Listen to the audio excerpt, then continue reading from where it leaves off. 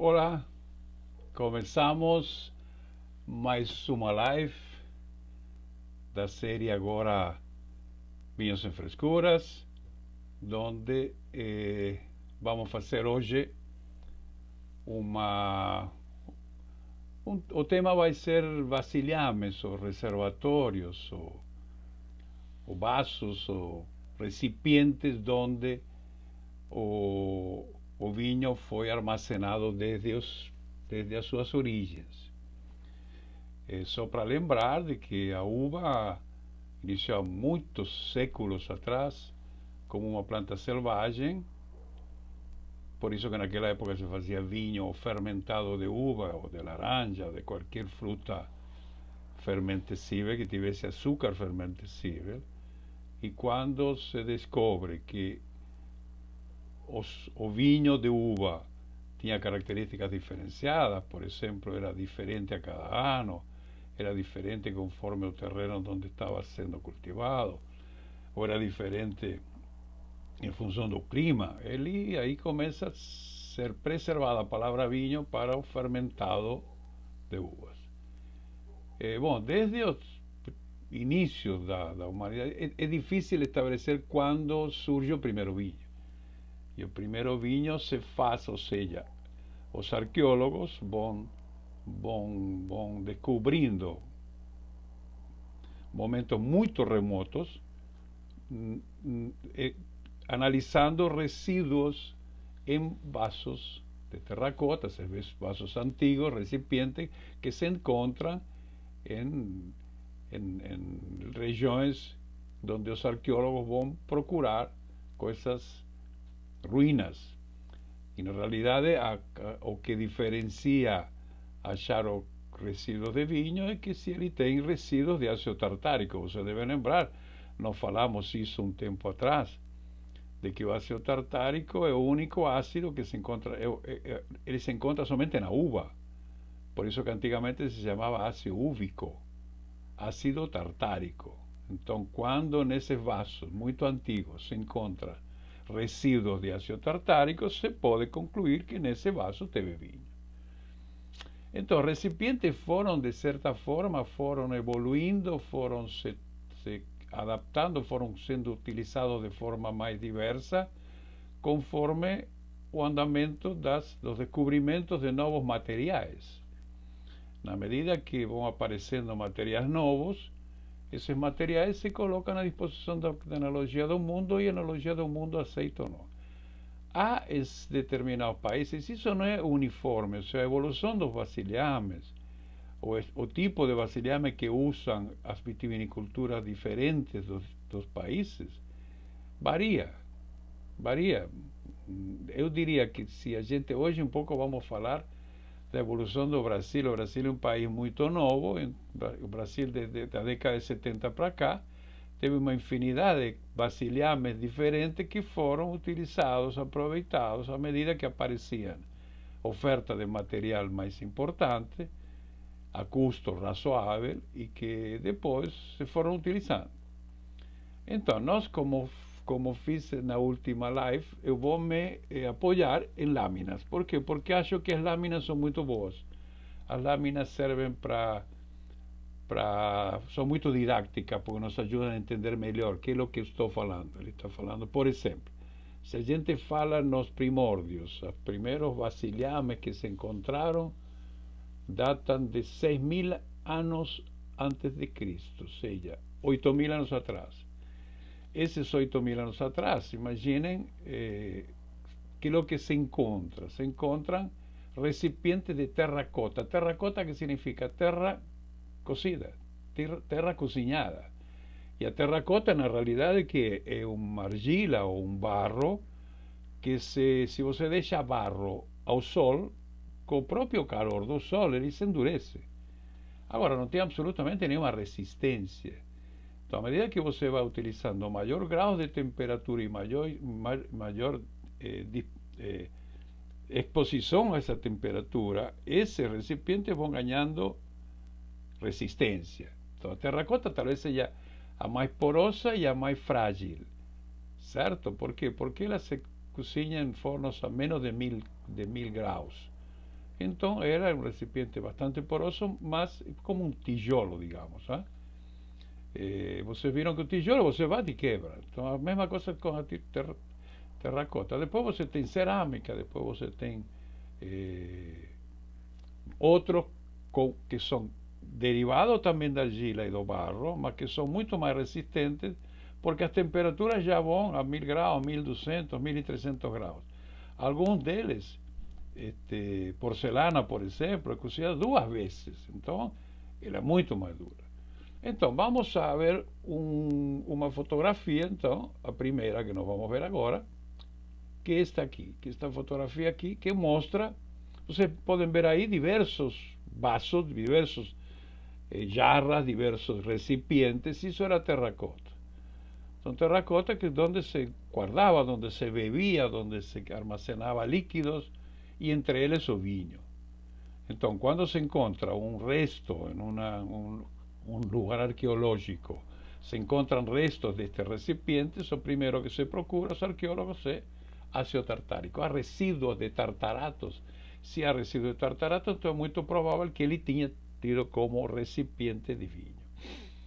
Esto permanece en algunos lugares, como por ejemplo, aquí ustedes pueden ver el segundo ejemplo, muy interesante, donde esta ciudad de Georgia, que no Cáucaso se sitúa entre, Cáucaso une o norte de Asia con sur, extremo sur de Europa.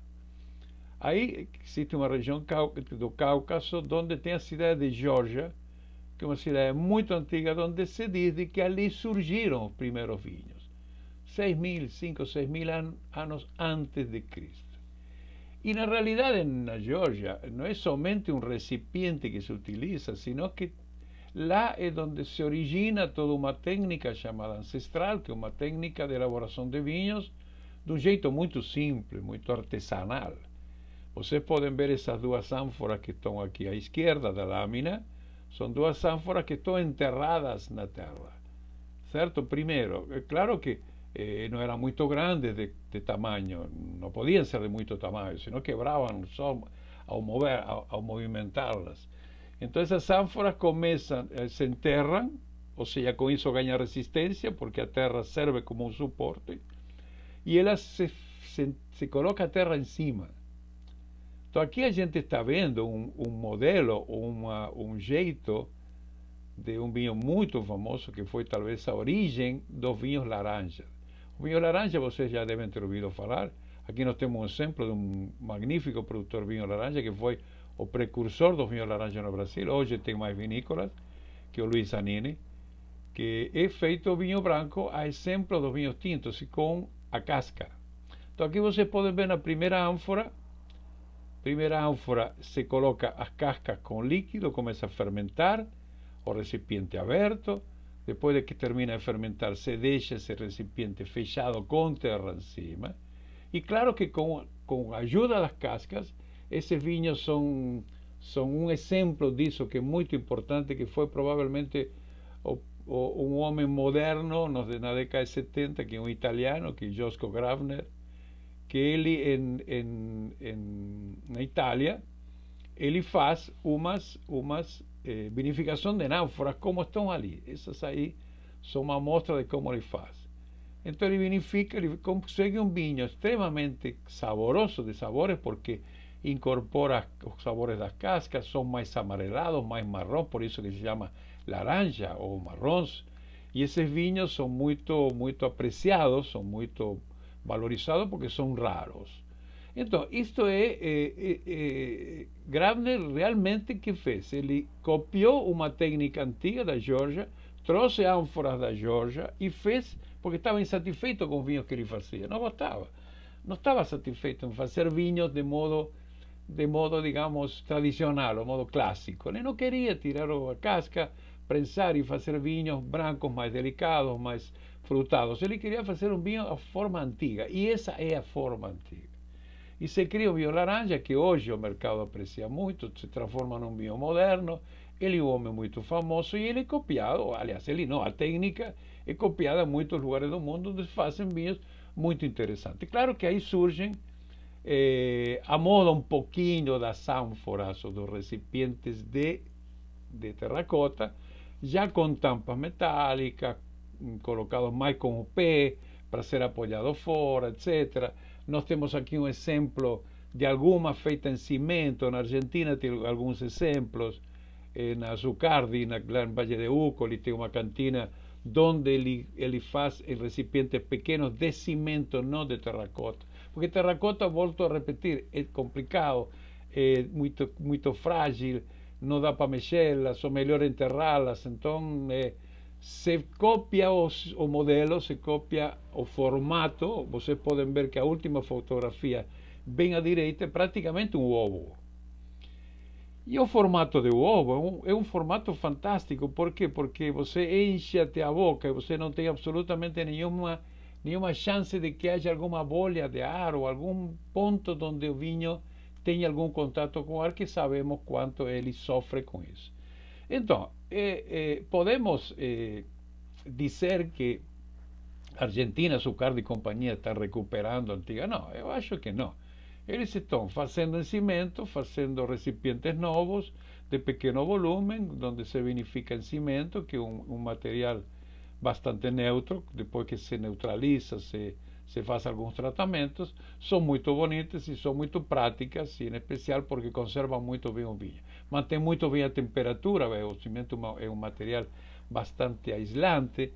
Então, tudo isso beneficia esse tipo de vasilhame. Se você me perguntasse se isto é muito diferente de um aço inoxidável, o aço inoxidável é mais neutro, ou seja, é incapaz de dar algo mais o aço inoxidável. Tanto o cimento como a terracota se deixam o vinho de certa forma respirar, e com isso ganha alguma. Mas eu diria que é um pouco, realmente o Grabner é o que faz o vinho laranja do jeito antigo, como se fazia na Geórgia há muitos milênios atrás. Tá bem? Depois o vasilhame, a indústria vitivinícola começa a produzir um pouco mais, a precisar outro tipo de vasilhame que não seja tão complicado como a terracota, tão específico como a terracota. E aí surge realmente um recipiente que é um recipiente que consagrado ao longo do mundo por todas as vinícolas, onde se utilizou longamente por muitos anos e se utiliza ainda, que a madeira. A madeira tem duas formas. A madeira tem a grande vantagem de a madeira fazer com que o vinho se respire. A madeira permite que o vinho se transmita com a área externa. Então ele matura com isso, ele evoluciona. Esse oxigênio faz com que, em especial em vinhos tintos, esse oxigênio faz com que os taninos, que são aquele componente maravilhoso do vinho, que às vezes são duros, essa troca de oxigênio faz com que os taninos se polimerizem e ganham maciez. Se precipita a parte deles e ganha maciez. Agora, falando um pouco especificamente, depois nós vamos falar, por exemplo, vamos fazer um pouco uma viagem. Aonde que tem madeira? Onde há 20 anos atrás praticamente tudo era madeira. Porque o uso de aço inoxidável e o uso massivo de aço inoxidável e o uso massivo de barricas de carvalho é relativamente recente, não tem mais do que 30, 40 anos, não tem. Salvo em algumas regiões, por exemplo, na França, em Bordeaux, onde se utilizam as barricas de carvalho dos 25 litros há muitos anos, há muitíssimos anos. Se utilizam como uma técnica de elaboração, certo? Depois essas barricas foram ganhando um pouco de charme e muitas vinícolas adoptaram isso como uma forma de elaborar vinhos de alta qualidade, vinhos super reservas, colocando-se em barrica de carvalho. Mas vamos nos referir a esta primeira lâmina de madeira, que são as chamadas pipas. As pipas são duelas verticais, tipo um balde invertido. Essas duelas vocês podem ver que aqui se observa que são madeirinhas, uma no lado da outra, que não tem chanfre, não tem prego, não tem cola. Absolutamente. São aplainadas para que colem perfeitamente entre elas. E aí, através de arcos de aço, que vão se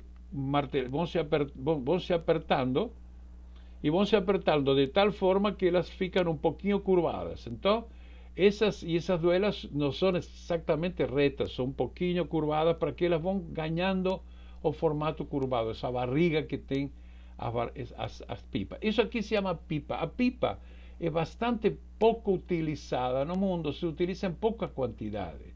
No Brasil se utilizava muito e de forma...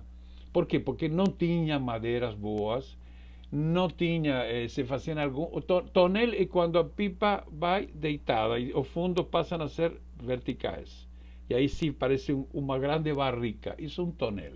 Pipa é quando ela tem os fundos horizontais e as duelas bem... Então ela se aperta bem e ela não vaza nada, absolutamente.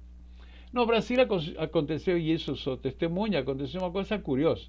O Brasil nunca teve carvalho, nunca importou carvalho, nunca...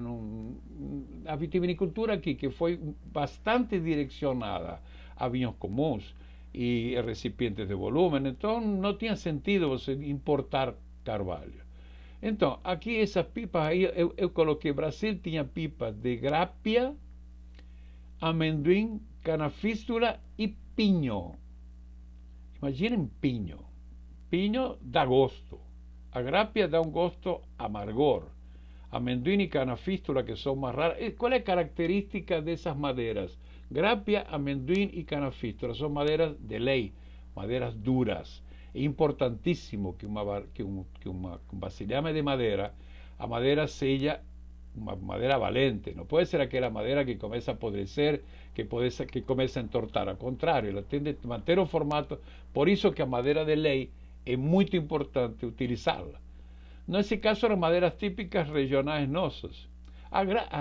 O pinho se utilizava como uma madeira barata para fazer pipas muito rápido e muito, mas davam gosto de pinho. Então, agora no vinho comum, isso não era uma preocupação maior. O que se fazia com essas pipas, e quando nós chegamos no Brasil, chegamos a adquirir algumas dessas pipas porque não tinha outra oferta de grápia, e a grápia depois resultou que dava um ligeiro gosto. Então, a grápia que se fazia antes de colocar a duela, em mesas, se parafinava a quente, parafina líquida com um maçarico esquentando a madeira, de modo que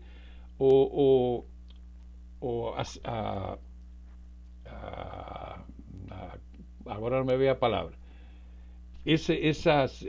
entrasse bem na madeira e neutralizasse, não permitisse, não era envidraçá-las, mas neutralizada, certo? Era como uma cera que não permitia que o líquido entrasse em contato com a madeira e evitava esse gosto.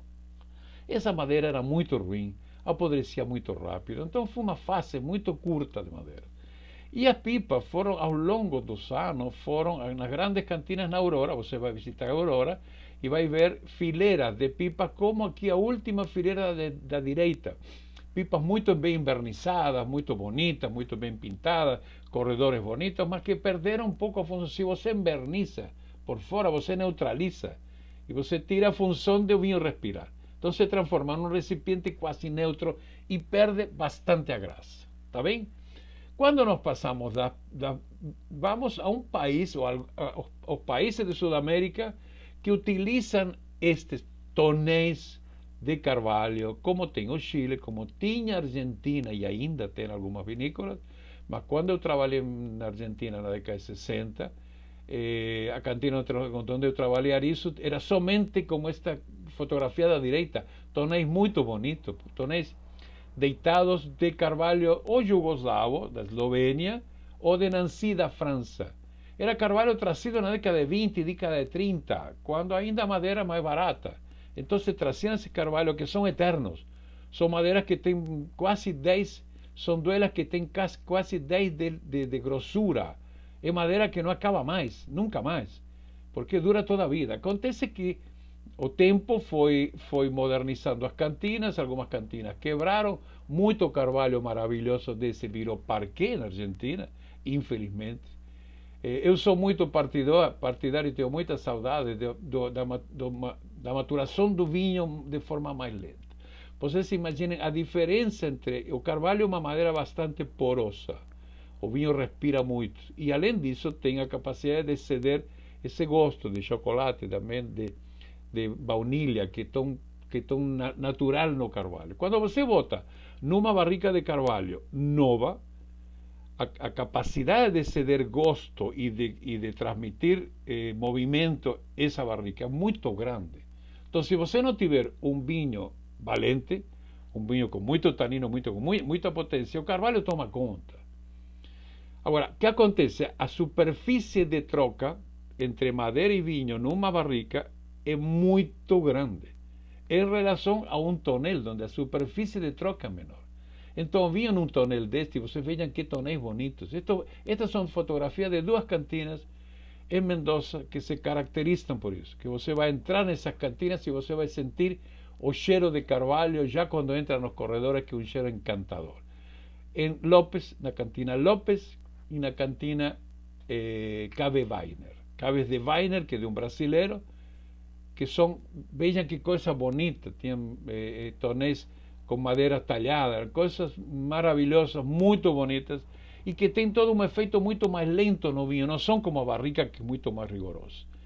Então eu adoraria ter aqui no Brasil, e já disse outra live, alguma meia dúzia de tonéis de 3, 4, 10 mil litros no máximo, para deixar vinhos durante 3, 4, 5 anos, maturando devagar, pegando toda essa elegância leve do carvalho, que você pode ficar tranquilo, ele vai ganhando todo, que era o gosto clássico dos vinhos de López e os vinhos de Weiner. Você toma vinhos de López e vinhos de Weiner, que você nunca vai tomar num 18, um 17, você vai tomar 13, 14, são vinhos muito mais maturados, e são vinhos extremamente elegantes, muito agradáveis, muito apetecíveis, e são muito convidativos. Você dificilmente toma somente uma taça desse tipo de vinho. Bom, estes tonéis no Brasil não chegaram, não existem no Brasil.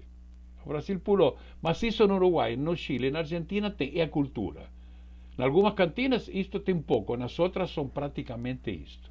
Na Europa tem muito, não na região de Bordeaux, tem poucas, mas na região de Itália, Barolo, etc., tem este tipo de tonéis não muito grandes, onde os vinhos maturam, como eu disse, de forma mais lenta. Eles chegaram antes das barricas, está bem? Depois, vejam que a madeira começa a cumprir um papel importante, não somente como elemento de guarda de um vinho, ou de contenedor de vinho, não. Começa um efeito sobre o gosto, sobre as características, como disse, os taninos se polimerizam, o vinho fica mais amável, mais gostoso, muito mais saboroso fica. Então a madeira cumpre um papel importantíssimo. Mas fica lá um pouco na história, porque a vitivinicultura moderna esqueceu desse tipo de vasilhame. A Argentina também passou por este tipo de vasilhame, que era, se aproveitava muito o espaço, a pileta de cimento, que serve para quê? Para grandes volúmenes, aproveita muito espaço, uma cantina que você coloca em 2 andares, piletas, são geralmente quadradas com cantos arredondados. Algumas delas, vocês podem ver a primeira fotografia da fileira de piletas, que são às vezes pintadas agora modernamente com uma tinta que praticamente envidraça, vitrifica a parede da coisa, então não tem a menor alternativa de ter nem vazamentos nem transmissão de gostos. Vocês podem ver na fotografia da esquerda, tem portas normais, então essas são de conservação. Na da direita, você vê uma porta grande.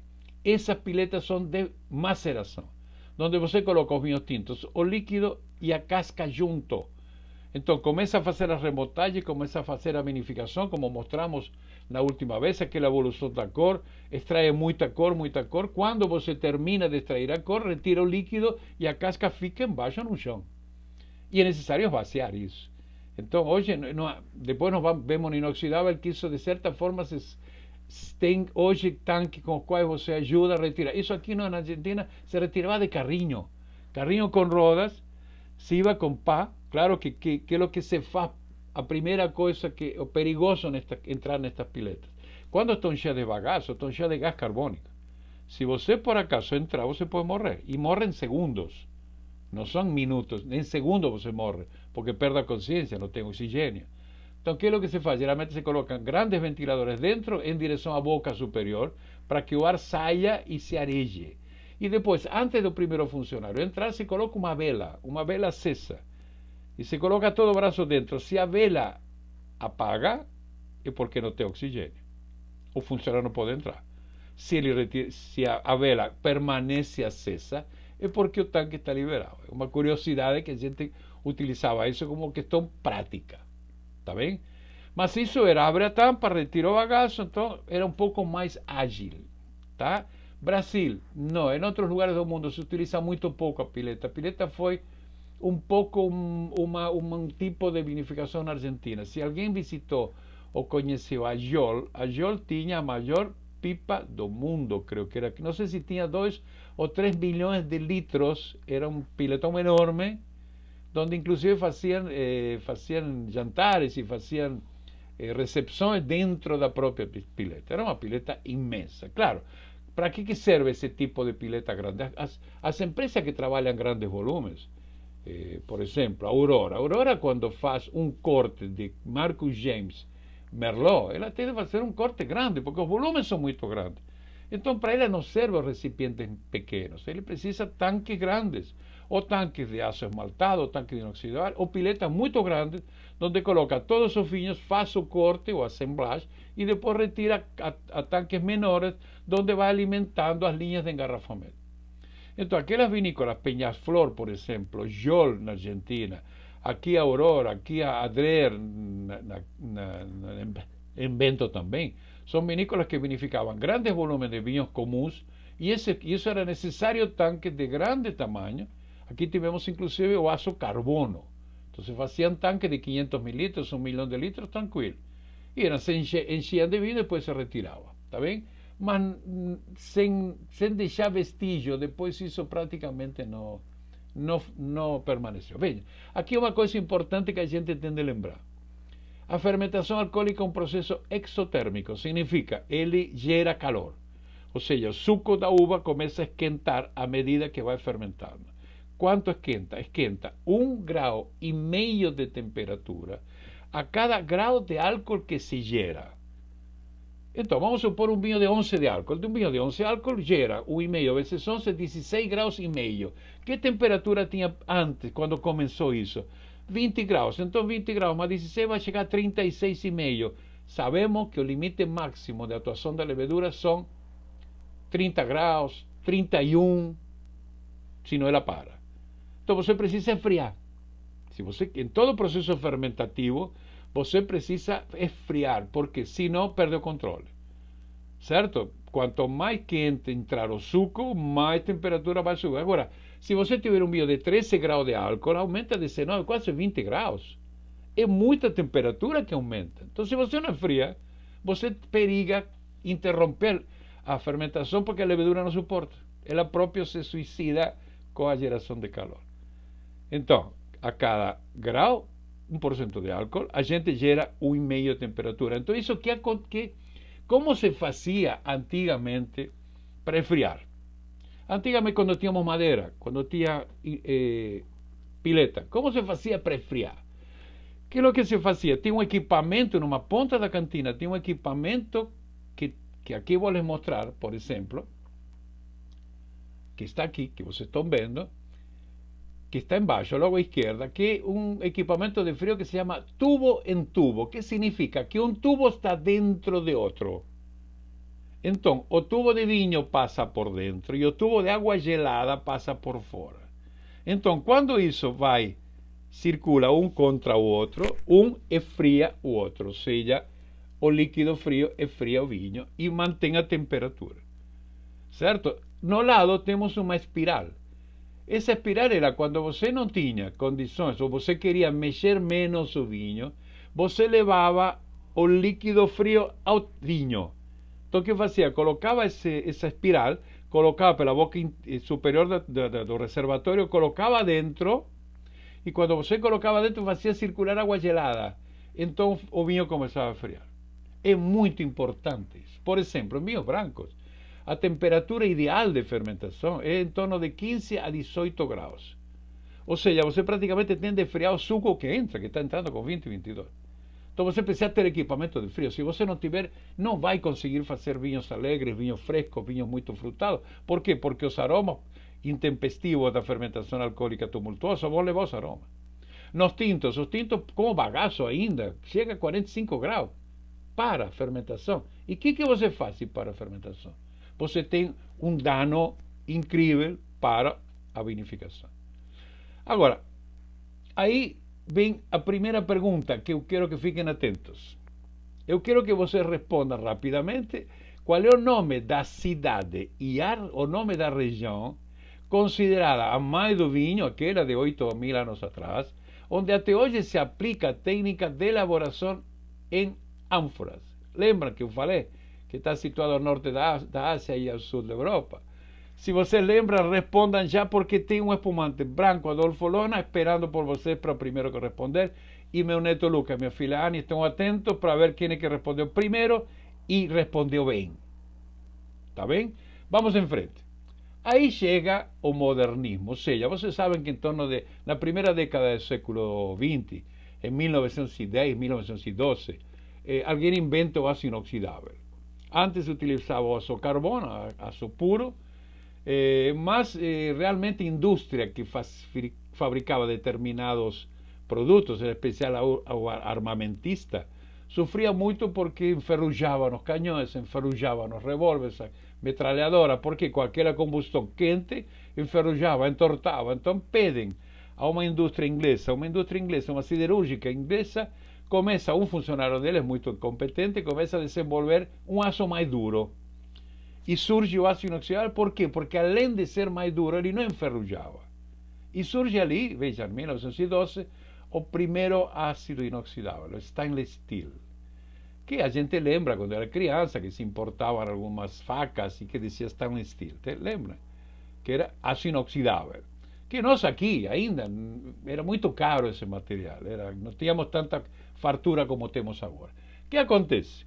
Na década de 60, 70, quando as empresas começam a precisar vasilhames confiáveis para melhorar a qualidade dos vinhos brancos, em especial, se começam os tanques de aço inoxidável, que até hoje são um êxito cada vez mais, e as vinícolas têm montões, enorme quantidade de aço inoxidável, e vinificam muito com isso.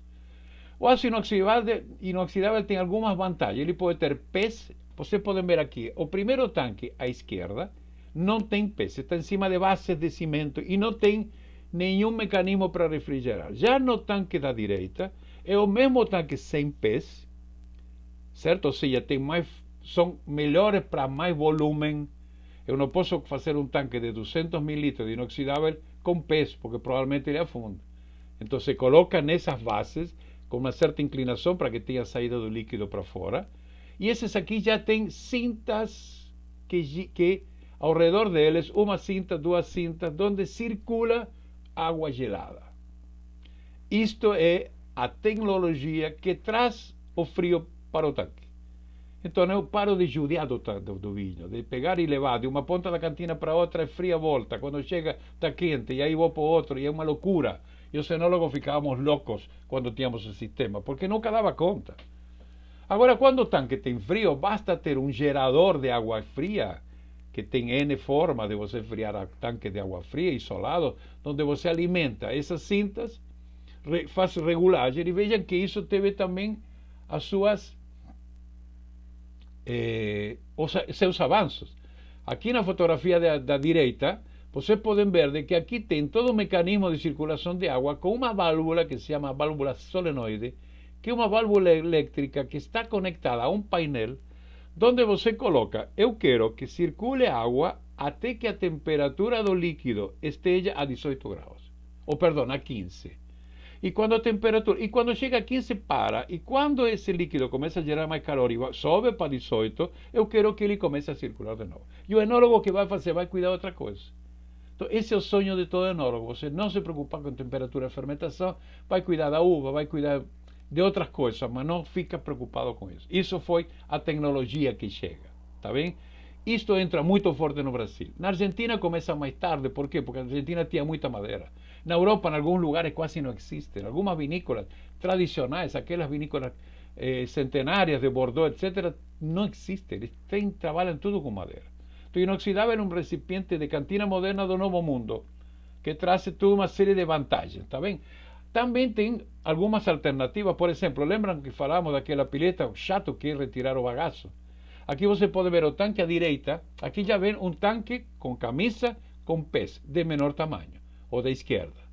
Então você aí acomoda, pode trasladar. Se você tem uma cantina dinâmica que você está aumentando, não compra com pé, sem pé. Por quê? Porque ele fica preso. Agora, se você compra com pé, você vai mexendo com esse tanque como se fosse uma cadeira. Vai levando para um lado ou para o outro. E vai acomodando conforme a sua evolução de aumento de volume. O da direita é um fermentador, macerador. Por quê? Porque ele já tem um formato de funil embaixo. Então, quando você macera através do movimento do líquido, a parte inferior para a parte superior e vai retirando a cor, quando termina a extração de cor, precisa descubar o que nós chamamos. Ou seja, retirar as cascas das cascas e separar o líquido. Aí você separa o líquido, abre a tampa inferior e essa casca sequinha sai e vai para uma prensa onde se retira o líquido. Então tudo isso facilita muito. Você já elimina o carrinho, elimina a mão de obra, elimina o risco de que alguém morra sem que enfie a cabeça, entende? Então tudo isso é muito positivo, são coisas que o aço inoxidável permitiu e que o modernismo permite também. Por onde você circula água fria, pode circular água quente, se você quiser fazer uma termovinificação. Ou seja, dar um choque de temperatura quente para extrair mais cor no vinho tinto, pode utilizar. Então tudo isso é muito interessante. As remontagens são feitas agora de forma mecânica, ou seja, tem uma série de vantagens que a tecnologia nos trouxe. A tradição continua.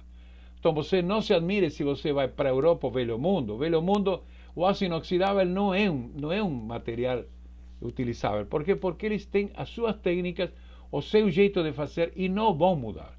Se eu quero fazer um vinho tinto jovem, que não entra em madeira, tenho que colocar o inoxidável. Se eu coloco madeira, ele vai evolucionar mais rápido. Então o inoxidável tem sua função, tá bem?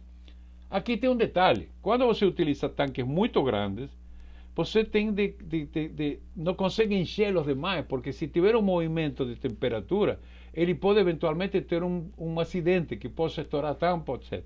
Então, o que é o que se utiliza hoje modernamente também? O tanque não se enche totalmente, se deixa um palmo vazio e se coloca em cima uma atmosfera de gás inerte. Ou seja, vocês sabem, se você tem entre a tampa e o líquido tem oxigênio, isso é um meio de cultivo, é um ponto de contaminação. Pode trazer bactérias. Se traz bactéria, traz acidez volátil, acetaldeído, elementos olfativos e gustativos que podem estragar o vinho. Então ali se coloca gás inerte. Gás inerte é o nitrogênio, N2. Aqui no Brasil, por exemplo, quando veio todo inoxidável, começou a se utilizar nitrogênio. Mas aí se descobriu que o nitrogênio tem uma particularidade. Os vinhos brancos jovens, o nitrogênio, quando está em cima, tem a capacidade de absorver o gás carbônico que ainda está dissolvido e retira aromas e deixa os vinhos meio chatos. Então, o que é o que se partiu? Para uma mistura de gás carbônico e nitrogênio. Então, aqueles que engarrafavam nitrogênio, a pedido das vinícolas, começaram a fazer uma mistura de nitrogênio e gás carbônico. E com isso se solucionou esse problema. Então, em grandes tanques você precisa ter isso, tá bem? Nós vamos agora a uma nova fase aqui no Brasil, mas uma velha fase na Europa, onde é o admirado e desejado carvalho. Nós temos dois tipos, aqui tem duas árvores, tem na realidade três. O Quercus suber e o carvalho corticero, da rolha. O Quercus robur é o carvalho europeu, vermelho, e o Quercus alba é o carvalho americano. Vocês já devem ter ouvido falar nas vinícolas. Não, meia barrica de madeira carvalho americano ou carvalho europeu. Carvalho americano é mais branco e é mais poroso e dá mais gosto. Então, carvalho americano, e é bem mais barato. Mas ele tem um efeito mais rápido sobre o vinho. Então, se você quer maturar devagar, o americano é muito utilizado onde? Característica fundamental de seu vinho, na Rioja. Os vinhos de Rioja são todos com carvalho americano. É a técnica. E não adianta você dizer por que os americanos e não franceses. Porque eles fazem com esse carvalho. E o vinho, ao longo dos séculos, pegou uma característica específica que você identifica os vinhos de Rioja. Certo? São vinhos bastante oxidados, são vinhos bastante laranjas. E por quê? Porque eles maturam muito tempo em barrica de carvalho. Os grandes reservas chegam a ficar 3 anos. No carvalho francês ou vermelho, é um pouco mais fechado e você tem diversas florestas. Ou seja, não basta você simplesmente pedir carvalho francês. Você pode pedir carvalho com diferente porosidade. O carvalho francês é o carvalho de todos os vinhos franceses, naturalmente. Na Espanha é carvalho americano, algo de carvalho francês no Penedès, sim. Carvalho francês, mas muito esloveno na Itália. E no Brasil há uma mistura, ou seja, tem vinícolas que usam um pouco a mistura carvalho americano e francês. Nas vinícolas onde eu consultoria, usamos carvalho francês, porque eu, quando experimentei o vinho carvalho americano, naquela época da década de 70 e 80, como contei já numa live, cheguei à conclusão que o francês era muito mais lento, mais devagar e era muito mais amável com o vinho, não judiava tanto, tá bem? Então ali, aqui eu mostro como se faz uma barrica. Uma barrica, sabem, é a barrica tradicional bordelesa que se chama, tem 225 litros. Há diversas teorias de onde vem esses 225 litros. A Europa foi muito influenciada por os ingleses e foi muito influenciado pelo vinho que ia para a Inglaterra. O vinho do Porto é um exemplo. O vinho do Porto, por que foi encabeçado com álcool? Porque ele não chegava na Inglaterra e surge um vinho maravilhoso. O vinho de Jerez, a mesma coisa. Então depois são vinhos feitos para isso. Na realidade, o carvalho francês é um carvalho muito utilizado aqui, em especial quando a gente quer vinhos um pouco mais refinados. Por que, de onde saem os 225 litros? Segundo dizem, 225 litros corresponde ao volume de 50 galões imperiais, muitos anos atrás, que tinha 4,5 litros. Então, 50 galões imperiais correspondia a uma barrica de 225 litros. E a partir de aí começa a barrica bordelesa a ter o formato padrão de 225 litros. Tem a de 300 também, tem a de 600 também. Ou seja, se você tem, por exemplo, destilados geralmente são de 300, são de 500, são de 600. Os de vinho de 225 litros é a mais tradicional, tá bem?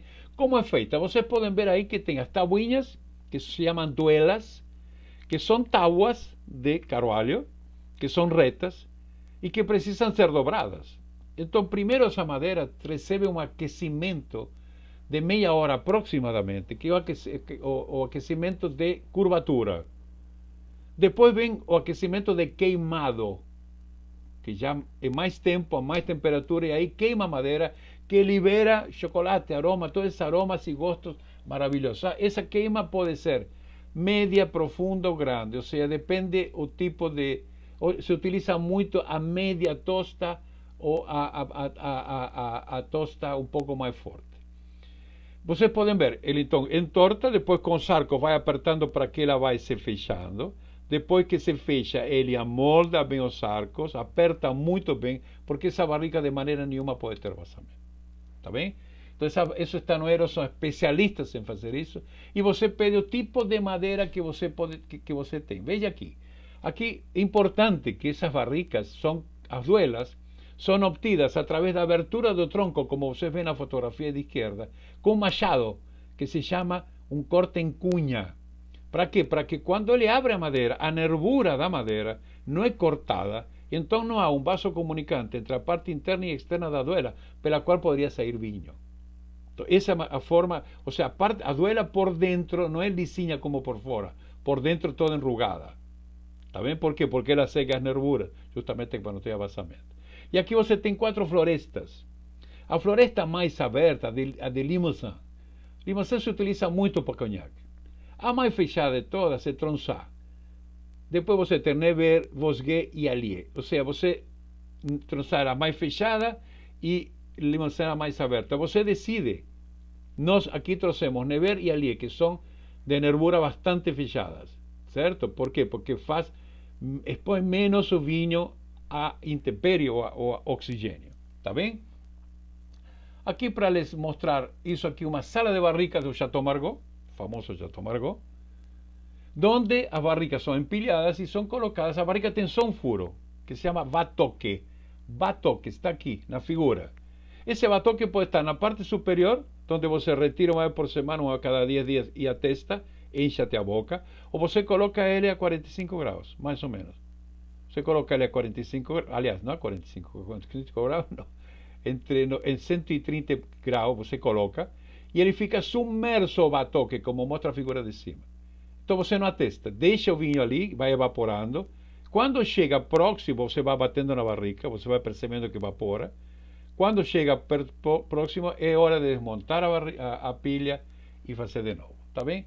Bom, mas a barrica custa muito caro, uma barrica custa R$ 5.000 mais ou menos. Então o mundo moderno, o mundo dos novos mundos especialmente, decidiu ser criativo. Então o que surge no lugar do carvalho, que dava aquele gosto de carvalho? Surge a maravilha, bem fininha, e os diversos tipos de madeira moída, que quanto menorzinha, mais a área de contato, é praticamente uma serragem, e ele dá muito sabor. Isso custa 1% do que custa uma barrica. Então você fazer vinho com cara de barricados é fácil, você compra isso.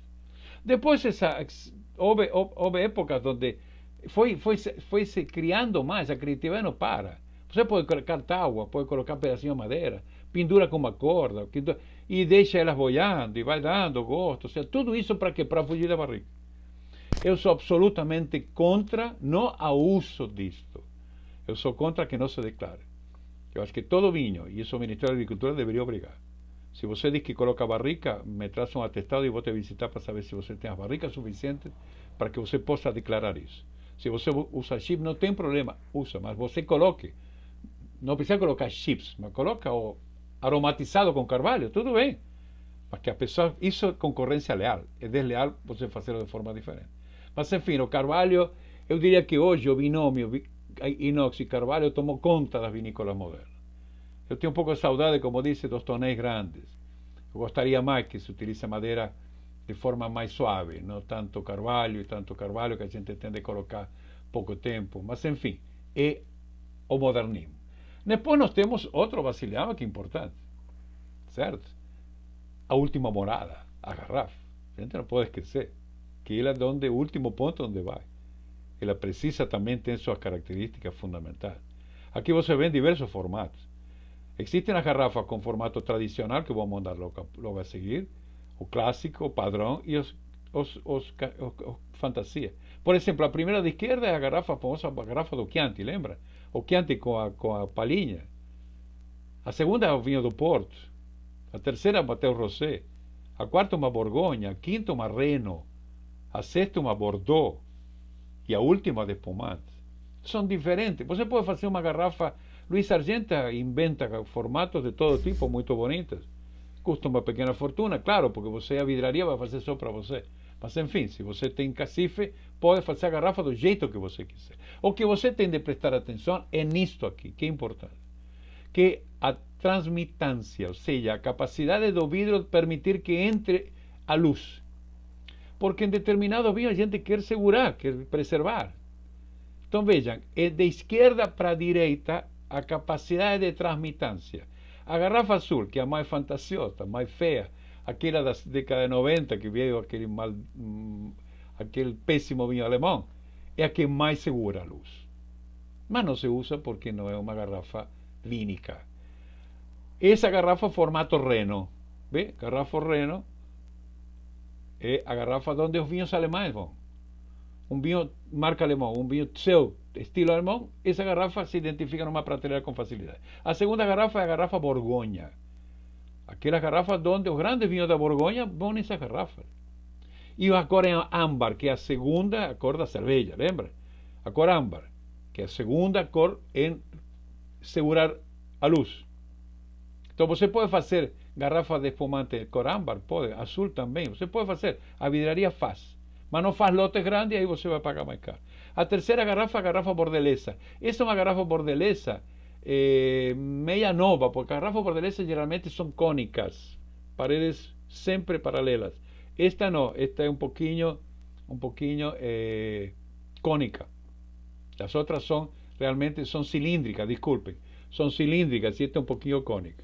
Garrafa verde, verde musgo, verde mais claro, verde mais escuro. Essa é a mais tradicional de todas, quase todas vêm. Por último, a garrafa de espumante, uma garrafa específica, uma garrafa eu mostrei a branca para mostrar que pode ser verde, pode ser a cor que você quiser.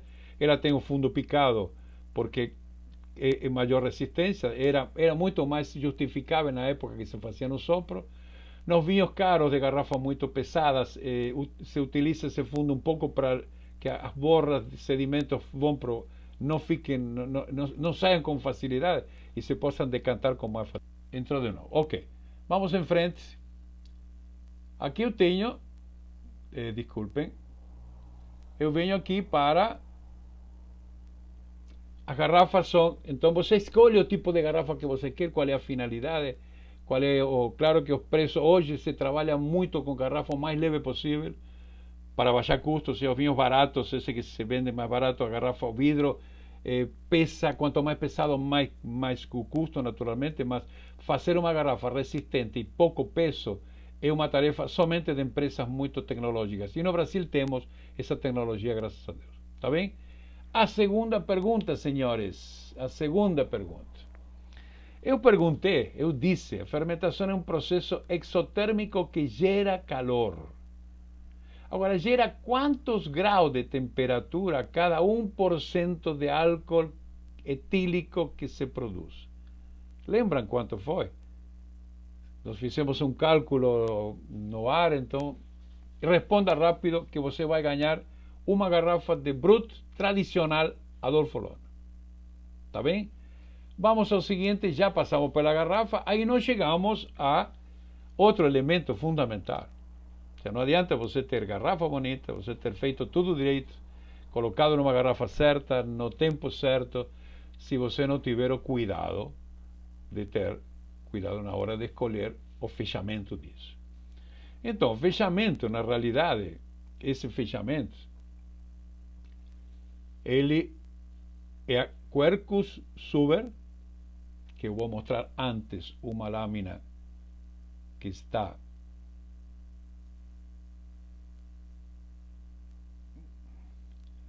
o Quercus Suber é uma árvore milenar, centenária, uma árvore Quercus Suber que se encontra numa área central entre Portugal e Espanha, donde ela realmente, essa árvore é uma árvore extraordinária, porque dura 400 anos, ela demora 30 anos para dar a primeira safra. Essa árvore vai aumentando camadas todos os anos de cortiça, essa cortiça vai ficando cada vez mais grossa, muito grossa quando chove muito, mais fininha quando chove menos, e quando chega aos 10, 11 anos, você pode retirar a casca da árvore. E essa casca se retira quando, num determinado momento do verão, onde se forma uma barreira de vapor entre o tronco e a casca, porque é uma árvore centenária, você não pode machucá-la. Ela é o seu ganha-pão. Então você retira nesse momento como se fosse uma casca de bergamota. Você viu quando retira completinha, a bergamota está perfeita? É assim que se retira. Se retira, se coloca em prancha, se deixa secar, se deixa esticar. E se retira, vocês podem ver a fotografia à esquerda. Vocês podem ver a prancha bem com as camadas, com assanhadas, os anos. E vejam como se retira de forma con un sacabocado, digamos que se llama en español, no sé cómo sería aquí, como ferramenta se retira ese cilindro perfeito de rolha. Então, por isso que a grossura da casca é praticamente a largura de uma rolha. Então, ela tende a ser. Depois, essas rolhas vão todas selecionadas. Vocês podem ver que você tem 3 fileirinhas de rolhas. Uma rolha de primeira, que é aquela que não tem furo nenhum. A rolha é uma esponja. Lembrem, cortiça é um material absolutamente único, porque ele tem 2 características fundamentais. Ele é permeável ao ar e impermeável ao líquido. Por isso que quando você deita a garrafa, o vinho respira. Tem gente que diz que quando a rolha não permite, não conhece a cortiça. Ele é permeável ao ar. Por isso que você deixa ele e respira. E é impermeável ao líquido, ela não escapa. Se tiver um furo, escapa. Se tiver uma ranhura, escapa. Se não for de boa qualidade, escapa. Depois de muitos anos, pode começar a se infiltrar. Então, geralmente a rolha fica embebida. Aí você tem que usar aquele saca-rolha de lâmina para você não quebrar a rolha, porque corre o risco de você quebrá-la. Então, a rolha é maravilhosa porque quando ela é prensada, ela não se dilata. Você aperta uma rolha e ela não se dilata, não se espicha. Ela mantém o tamanho. Então, quando você diz, e aqui você pode, rolhas de vinho depois eu mostro, mas o tamanho pode ser de 38, 40, 44, dependendo quanto tempo esse vinho vai permanecer. Então, as rolhas cada vez são mais caras, por quê? São caras porque o volume de, imaginem, árvores 30 anos para produzir, 400 anos duram. Então, uma árvore que centenária não se refloresta assim como se fosse pinho. Entende? Então, aumenta a demanda de rolhas e rolha começa a faltar. E aí se procuram outras alternativas, que vou mostrar logo a seguir. Mas uma delas, muito moderna hoje, são as rolhas sintéticas, que está aqui no lado, na parte superior da fotografia da direita, ao lado de uma de cortiça. Isso é relativamente novo, por quê? Porque o plástico antigamente não oferecia garantias de neutralidade, ou seja, que não otorgasse gosto ao vinho. Então essas rolhas sintéticas servem como um fechamento perfeito. Agora, não respira o vinho. Então, quando você utiliza uma rolha cara, você vai utilizar num vinho que você faz em 2019 para vender rápido, não tem sentido. Não tem sentido, não vai estar guardando o vinho. Então, uma rolha sintética funciona. Hoje os vinhos chilenos, grande parte dos vinhos chilenos que são para ser consumidos rápido, dentro do ano, 2 anos, 3 anos, tem rolha sintética. Depois temos fechamento metálico. Esse tipo rosca também é outro. Claro que esse é um pouco mais vulnerável do que da rolha sintética. Esse é para vinho de consumo mais rápido. Por quê? Porque tem algum risco de que ele possa afrouxar um pouco. Mas são todas formas de você vender vinhos a preço mais competitivo, com elementos que são vedantes, de boa qualidade, mas que são mais baratos. Porque vejam bem, por onde nós passamos.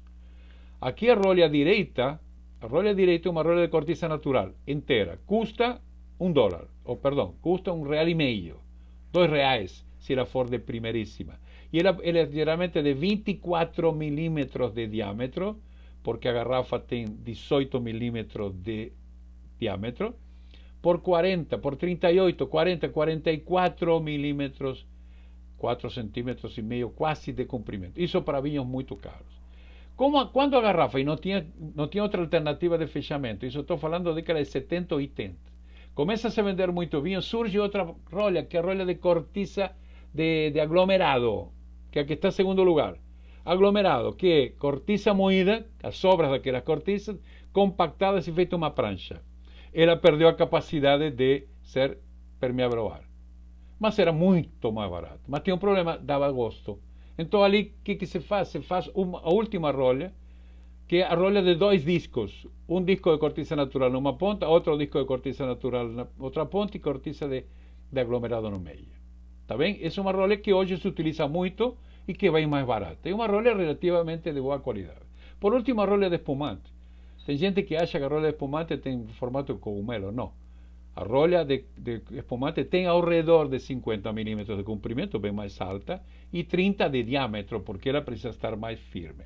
Ela como ela não pode ser permeável ao ar, então você pode ver na parte superior, tem 2 discos de cortiça natural e o resto aglomerado.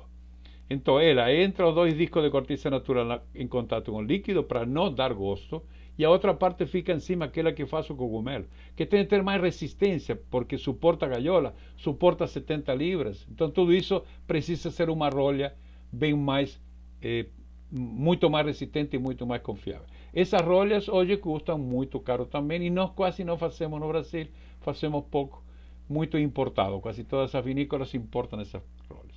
Está bem? Gente, estamos encerrando.